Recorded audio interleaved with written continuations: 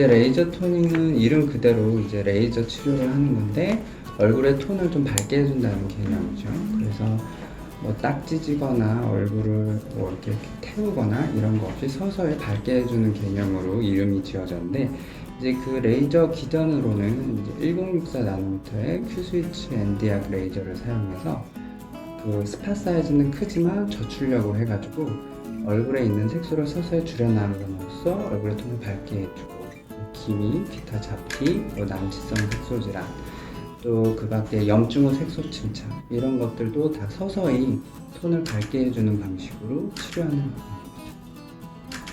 그래서 이게 이제 기존에 여러 가지 레이저 치료 방법이 있지만 요즘은 워낙 티나지 않게 서서히 좋아지고 또 시술에 너무 힘들지 않은 걸 좋아하기 때문에 레이저 토닝 방식으로 여러 가지 색소 잡티를 다 치료하게 되죠. 이게 1064 나노미터 파장이 멜라닌에도 흡수가 되는데 이 멜라닌이 그 멜라닌 세포에만 있는 게 아니고 표피세포 전체에 걸쳐서 퍼져 있어요. 멜라닌 세포에서 만든 색소가 이제 표피세포 전체적으로 퍼져 있기 때문에 이 퍼져 있는 세포들을 이제 저출력으로 서서히 줄여주는 방식으로 치료하게 되는 거죠. 너무 고출력으로 치료를 하게 되면 멜라닌 세포에 크게 데미지를 주게 되면은 색소가 너무 적어져서 저색소 반이 하얗게 되는 반점이 생긴다든가 하는 부작용이 예전에 있었기 때문에 요즘은 이제 1064 나노 파장으로 저출력 치료를 많이 하게 되죠. 색소 질환을 서서히 힘들지 않게 서서히 좋게 해주는 게 제일 장점이죠.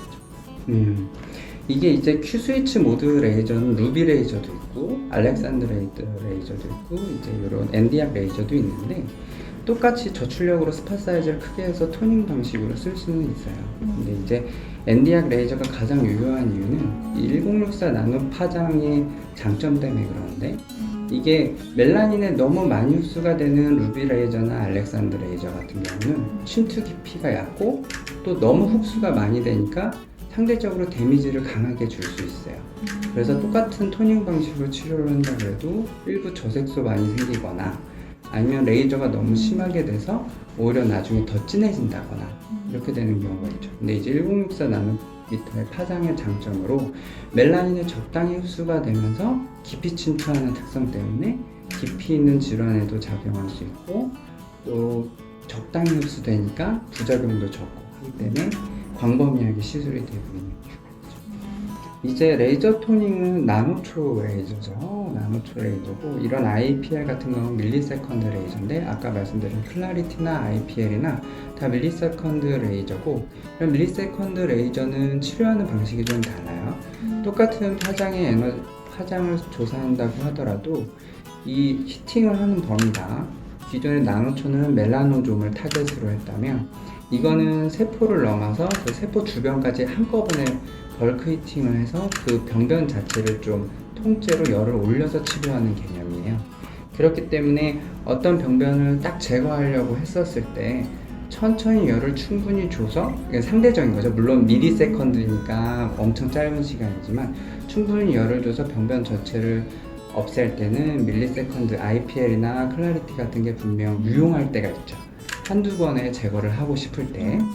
근데 이제 물론 기존의 레이저 토닝은 서서히 제거하는 방식이니까 그렇게 한두 번에 해결하는 데는 한계가 있죠.